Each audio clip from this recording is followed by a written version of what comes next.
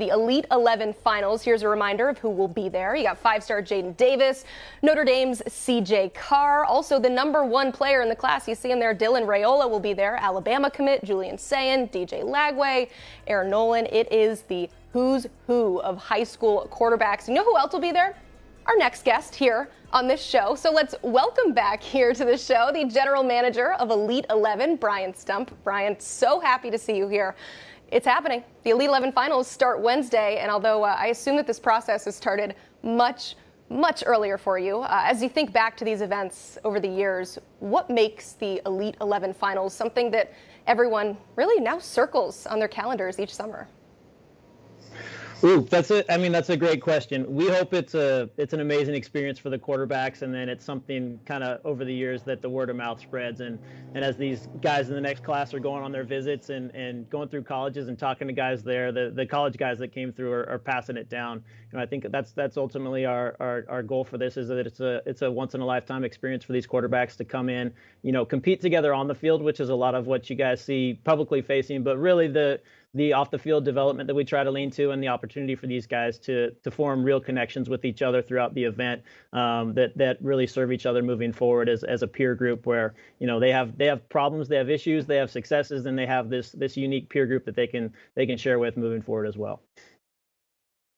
Brian, it starts on Wednesday, right? It's going to go through Friday. There's going to be 3 different workouts. You said it. That's what the public sees. That's what we see. But can you take us inside? What are these quarterbacks going through from the time they arrive and meet with you guys to the time they leave? What's that process like for them? It's really pretty packed. We used to do more days on this event, and I think we might have to add a 4th day next year just to try to get in everything we want to do. But we really try to go through the gamut, and it starts pre-event. As soon as we locked in the 20 quarterbacks that we're going to be attending, we sent them out our playbook concepts, which are close to 25 different plays and concepts of plays that they'll be using for the 7-on-7 for the event. So we really want to give them materials that are college to NFL level passing concepts. Allow them a chance to learn them. They'll get coached by it from our coaches, and then take it to the field on the final days of Elite 11 when we're doing 7-on-7. But then, we're going to lean in as well on some other stuff off the field. We have a great children's cancer group, for example, NIGU, that we've worked with for close to 10 years, and really show these guys the opportunity they have with their platforms to embrace this influence that they're going to have, whether they like it or not. The things that they say are going to be powerful moving forward, and they can really change their communities and the world that we live in. And so, getting them interactions like that to try to, I think, help them understand what's in front of them. And ultimately the goal is to give them tools to hopefully be successful moving forward. And that's both on and off the field. It's fantastic. Sounds like an all-inclusive trip for these guys. The top 20 finalists, of course, battling for a spot in the top 11, and then the very prestigious MVP crown. So I hope some participants are watching, because I'm going to ask you, Brian, what are some of the things that you and your team look for in those 3 days to help make those decisions? Yeah, it's a great question. And it starts with this, and we always get the fun reactions on social media when we post the MVP award. But really, the basis of it is truly what they did on the field in the fall as a quarterback. That's what helped to get them there, and that's always going to be the foundation of their grade. But what we're looking for at the finals is the ability to compete on the field, under the brightest lights. And we're not in pads or anything like that. But we want to put them in challenging situations and see how comfortable they are being uncomfortable, as we talked about, learning some new plays and new concepts and materials. How do they take that to the field? How do they interact with their teammates they're going to be working with on the field? We have a pretty good group of skill players coming in.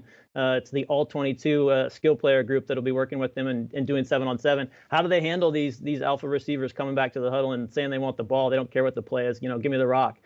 Situations like that these guys are going to be in moving forward in college. So it's performing on the field. And then the last part of being an Elite 11 quarterback is really how they embrace all the off the field curriculum, and how coachable they are and adaptable to new materials, because all these guys are here because they're talented. The guys that are really going to make it and survive, and not only survive but thrive at the next level, are the guys that are open to receiving new information and are adaptable enough to implement it into their game and keep improving.